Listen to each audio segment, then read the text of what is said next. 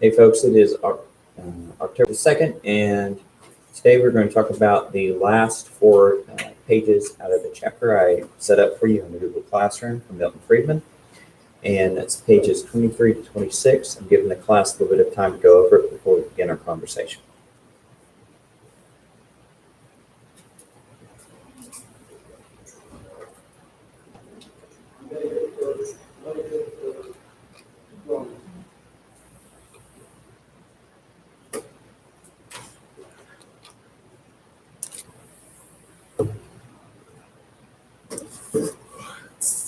Is that Michael?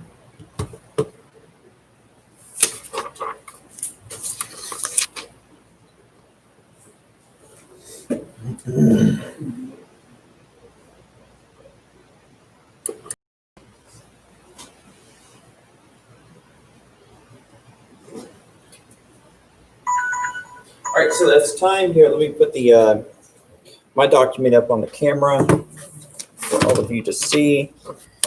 I like to read off my highlighted portions. All right, that's the camera. See if this little Chromebook can handle it. I've had these things crash on me so often when I try to do too much.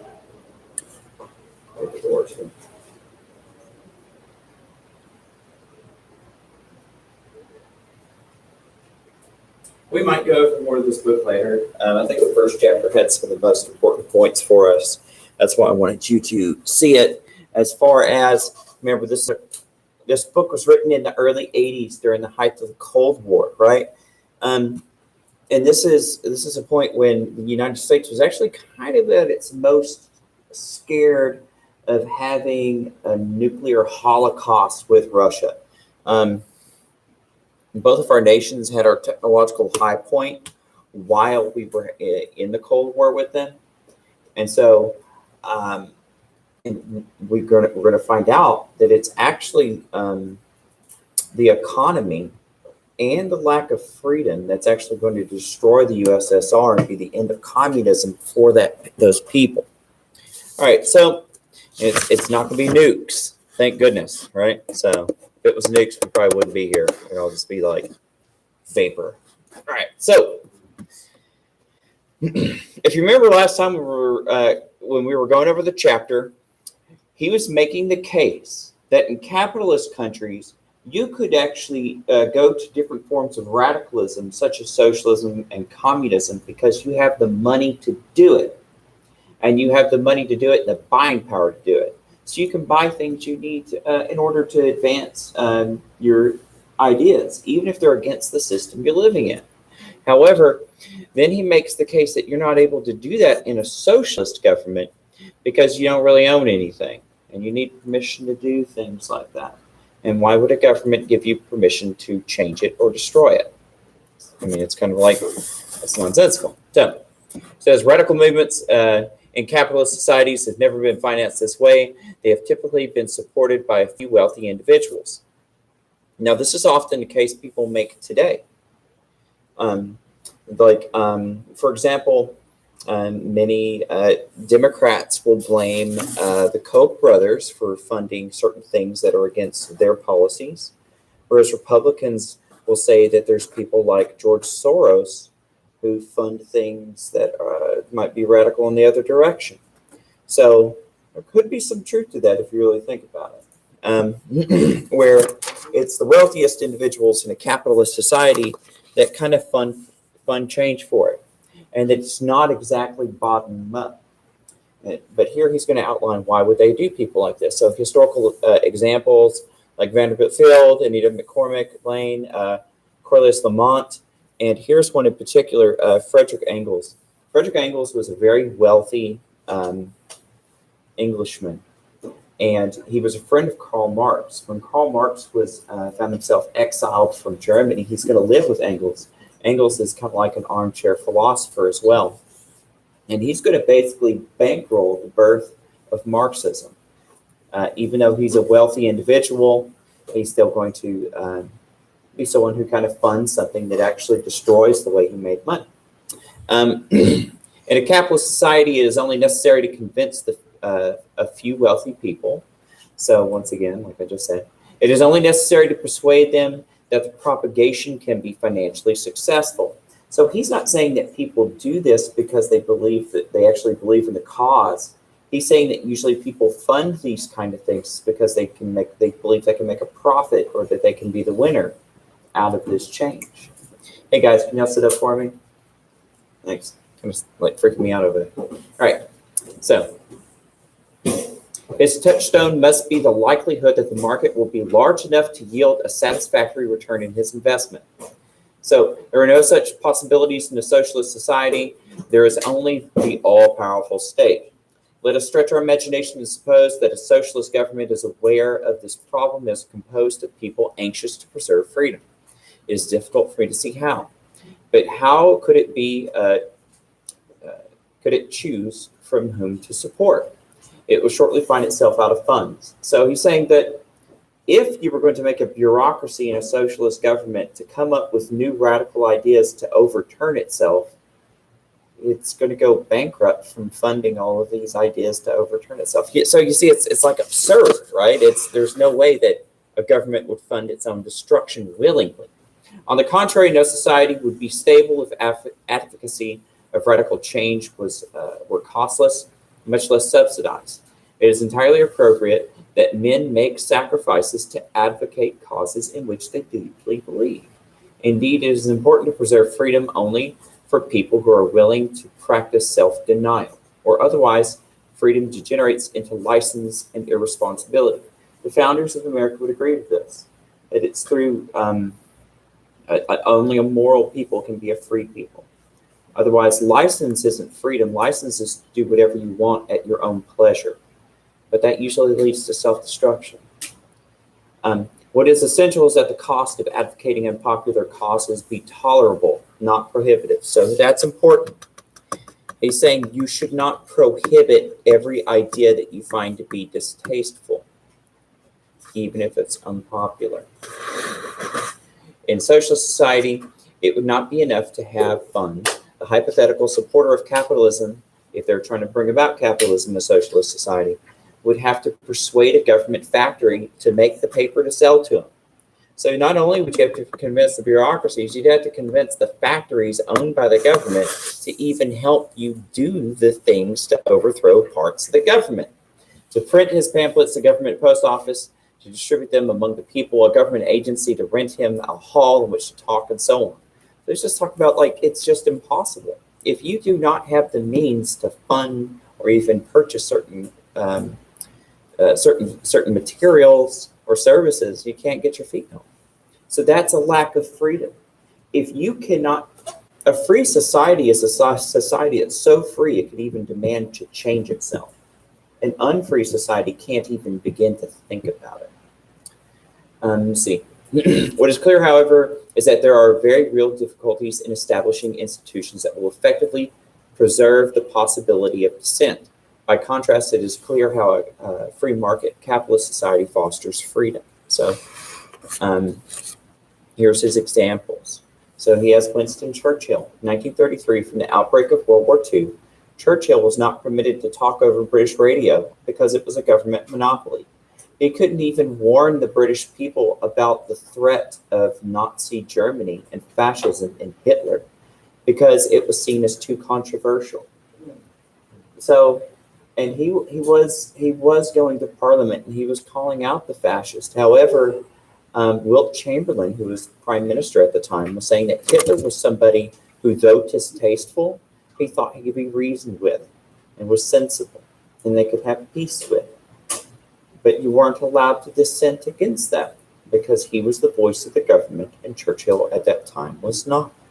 In January 26, 1959, a second example, the issue of time has to do with the blacklist fade out. So blacklisting is something that we used to do whenever we would call out, there was a big fear that there were subversive elements in America where communists were infiltrating into Hollywood and making films that were anti-America. And they were also spreading anti-American ideas. Some historians to this day said that it actually was happening. So here's an example. When one Robert Rich was announced as his top writer for The Brave One, he never stepped forward. This is when he's getting an Oscar award. Robert Rich was a pseudonym masking of one of about 150 writers, blacklisted by the industry since 1947 as a suspected communist. So he was barred, communists were barred by the Motion Picture Academy, who runs the Oscars.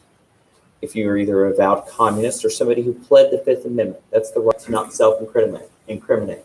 So a lot of these actors and movie writers and directors were called before Congress to testify. They were trying to get information, sometimes for sideshow and sometimes for actual national security. And a lot of the times, a lot of them were caught. But a lot of times people plead the Fifth. They're like, well, I plead the Fifth. I'm not going to say anything. So Motion Picture Academy would blacklist and say, you can't work in this town. And so he's saying here, later on, we're going to find this rich guy called Dalton Trumbo. And yeah, so, it's like old movies from way back in the day. But what he's saying here is like, he's not a fan of it because this is a capitalist society restricting freedom.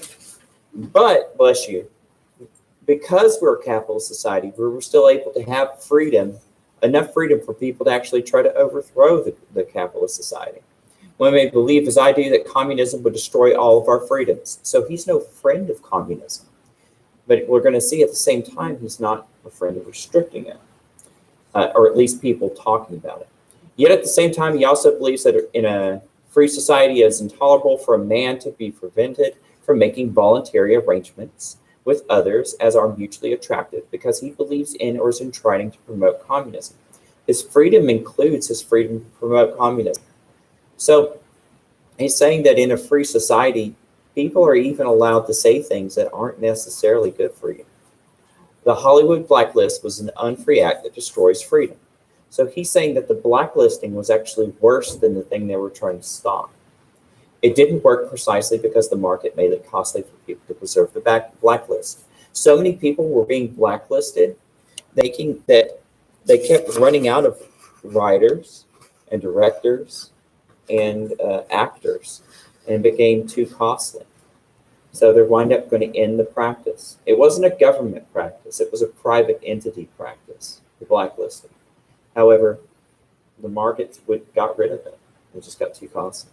Another example of the role market in preserving political freedom was revealed in our experience with McCarthyism. So if you remember last year, Andrew McCarthy, he was U.S. Senator who led investigations into government employees in particular, but also Hollywood, in finding out communist infiltration. In recent history, in the 90s, they slandered him to death. He was actually a pretty honorable man, pretty vain at times, but he was actually really trying to root out communism and trying to prevent spying on America. At times, he was right, and they actually caught people who were plotting to steal weapon secrets and stuff like that.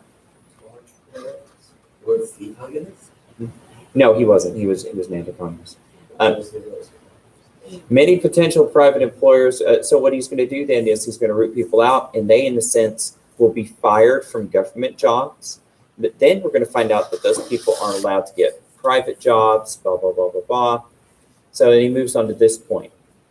This is one of the most important points. No one who buys bread knows whether the wheat from which it is made was grown by a communist or a Republican, by a constitutionalist or a fascist, or for that matter, by a black person or a white person. He's saying you don't know when you buy this stuff where it comes from. This illustrates how an impersonal market separates economic activities from political views. Remember, it's ultimately democratic. It's blind and non-judgmental, and protects men from being discriminated against in their economic activities for reasons that are irrelevant to their productivity, whether these reasons are associated with their views or their color.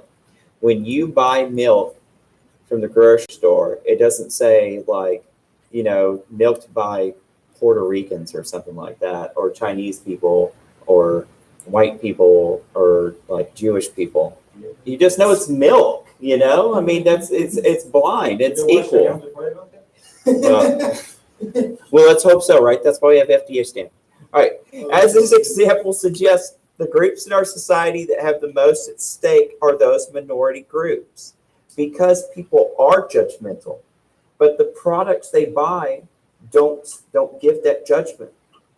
So the market can protect people who are discriminated against. And it's beyond race. It's also things like religion and other like identity things that have to do with people. Yet paradoxically enough, the enemies of the free market, who are the socialists and the communists, have been recruited in disproportionate measure from these groups. So they're saying it's often discriminated groups that are called upon by socialists and communists, even though free market protects them. Instead of recognizing that the existence of the market has protected them from attitudes of their fellow countrymen, they mistakenly attribute the residual discrimination to the market. So he's saying that often you find people who are in minority groups blame capitalism for their problems when capitalism has actually been a protective wall. That's the case he's making, is that economic freedom has helped the political and personal freedom of minority groups all the way to this day. So that's the end of this chapter. So, you have any thoughts on it? Bryce, you need your hand up. What you got? What's up? It's a school book. She would hang on to like extra. Also have to use it. She would be afraid that they would cut their hands and put their people up. What? It's like the strangest thing I've ever heard in my I was life. like, what the heck? Like, I asked her, like, do you like Chinese food? That's like a random question. She's like, no, because and someone decided, she's like, because she's racist. And she was like, no, I'm not. It's just, I'm just very Asian. Like, That's Yeah. racism. Yeah, that's what. Yeah, we call it. It's a phobia. Yeah, it's phobic. Yeah, for sure. It's not racist. Oh, poor thing, man. That's like I feel bad for her. Like, Because I was like, yeah, like if you, that's a phobia. And then I think she must have saw a Chinese person as a kid. Like, it's kind of smooth. yeah, well, there are certain things like phobias and stuff like that. Yeah, they can start early, and you won't even be like you won't even know where they come from later. Yeah, I'd see somebody about that. Yeah, I wouldn't want to live like that. I'm just saying, it sucks. Like that. But already mentioned like consumers. I said I turned it off. When you buy stuff, race doesn't matter because it's just money. It's showing the live stream. So okay. Hey, anybody else have thoughts on what we read? No, what do you think, buddy? No. Oh, great builder of the ark, sit up. You stupid idiot. Hey Noah, what did you think? What'd you think, buddy? I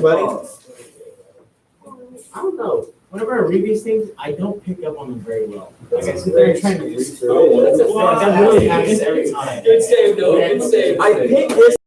This one's it's a bestseller and it's made for anybody to read it. You know, it's easier than Adam Smith. Like I'm not, you know, it's not supposed to be hard. It's not supposed to be. Like, I can read like a story. No, you're sleeping. Oh, okay. Yeah, see, there's some truth to that. Get your head down. All right, what you think, Timothy? I think that like capitalism it does work a lot as a defense, and a bit of politics whenever governments get involved muddle it up a bit sometimes because of like threats like with Iran and North Korea right now. Okay, yeah. For So international that's stuff. probably for the sure. good thing, like when it mentions Hollywood, it's like that's not surprising at all. Yeah. Done stuff like that for over and over. Okay, yeah, we could say that. Yeah, because people have made that claim before. So, and the thing is it's kind of gone the other way too, because like during like World War II, there was like a lot of very like it was all patriotic films coming out over and over and over and over and over. You know, so which guy? Did you know that there is a blacklist of a certain organization operating within the United States? You want to fight against the organization? Well, I know a lot of social media groups have been claimed for doing this kind of thing. Like YouTube's kick people off, and so Facebook and Twitter and things like I mean, that. like an actual like social group that thinks. I don't know, the Southern Poverty Law And Cena Center. has a list / hit list Yeah, there are. There's like a lot of advocacy groups have those kind of things. Like I mentioned, Southern Poverty Law Center. Like there's a lot of authors and movies and churches and a lot of things that they've said should be blacklisted for their own causes. There's also some people just have their own boycott list. I mean, because they might not like where a company funds. But I don't know if I'd call that a blacklist. So anybody else? I'm talking about, What's a good example of those anti-American people? Like anti-American movements, No, movies. movies. Oh gosh, yeah. Like so. What's a famous example that was like? There's I can't think a of North any. Korean animated movie. Let me think. cartoon. I watched it. I guess I'm not a movie buff. No, it just, Great actors. it made them. I don't. I tend to not like them as people. No, you said you hated them last year. That sounds like a word I'd say. But Mr. I really. But here's another Because thing you too. said They're that- too political. Really. I don't like. It's the same. There have been bands that I don't listen to because even if I like the music, it's like, Mike, you're too political. I don't want to think about that when you're music. I'm really. I mean seriously. I understand that too.